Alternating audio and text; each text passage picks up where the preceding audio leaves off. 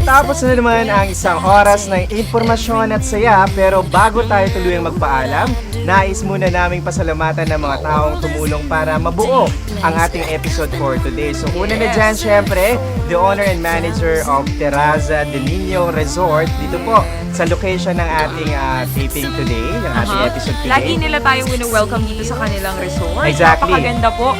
You So, might as well want to check it out. Dito lang po yan sa Agay Bantay. Kaya punta na kayo. yes, so thank you sa owner and manager na si Mr. Freddy Kitoriano. Maraming salamat po, sir. And we salute you. Congratulations and good luck sa business ninyo, di ba? Yes, oo. Okay, and aside from that, personal greetings ko din. I would like to thank my friends, yung mga Del Marisevs ba all? Ah, May talaga, Del Marisev, ha? parang May fans mga club. fans ka. Oo Grabe, naman, sa bongga Facebook, ka. pag nag-login kayo sa Facebook. At I would like to say hi to Winnie Aquino, Jus Aguiner, Izan, Edison Paz, Jam Paz, Jeffrey Carubin, Ryan Sanchez, si Chris, si Jello, si Jeco, si Dr. Ann Urbano, Chi Villanueva, lahat ng SLAs and SLs of Avon, Vigan, Lawag, and Candon, of course. So, hello sa inyo lahat. Yes, And talagang thanks for watching. Lagi silang Kilalang nanonood. kilala kanila. No, saan bang branch ng Avon? Talagang kilalang kilala si Of Delmar. course. Para nang ang tingin nila sa akin may-ari ng Celebrity. Avon. Kaya marami kang ano yung tawag mo sa mga fans mo, Del Marise. Del Marisevs. Ah, talaga, diba? Del Bongga Marise. talaga.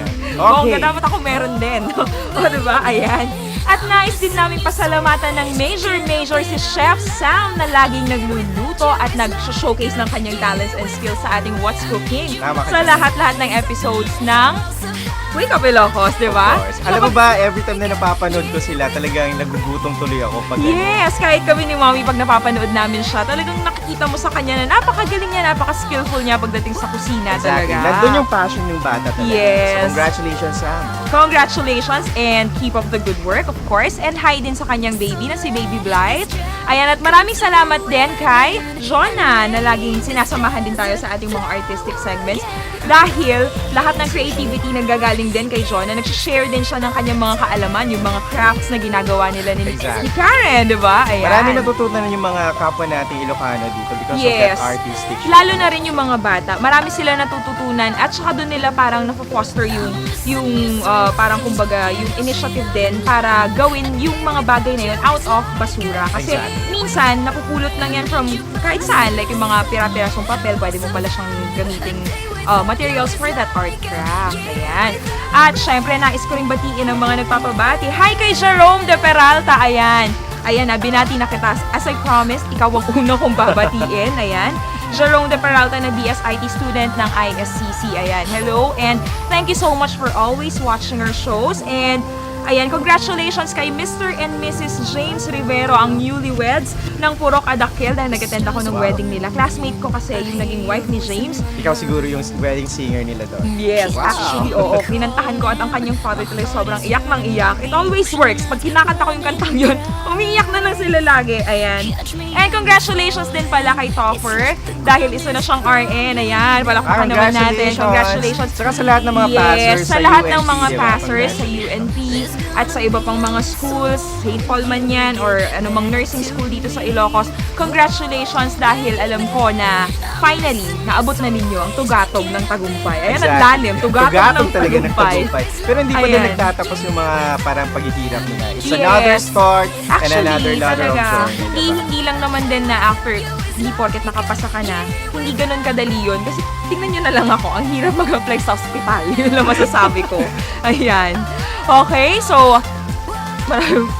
Ayan, The Bridge Band pala. Pasalamatan din natin sila dahil sila yung tumugtog para kay Wayne at sa akin. Ay, parang napanood ko yun. Yes, Ang galing nyo talaga. oo. As in, major applause tayo dyan. Yes, at this week of Palakpakan course, tayo. syempre, yun pa rin Oo. bandang yun ang tumugtog para naman kay Wayne. Walang kupas talaga ang tandem ninyo, ang boses ninyong dalawa ni Wayne. Diba? Ay, nako talaga naman. Kailan ka kaya namin maririnig sa live access session?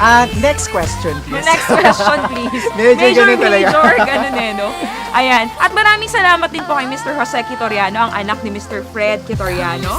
Ayan, tama ba, Mr. Fred? Tama, ayan. po, sir. Asan ba Maraming siya? salamat.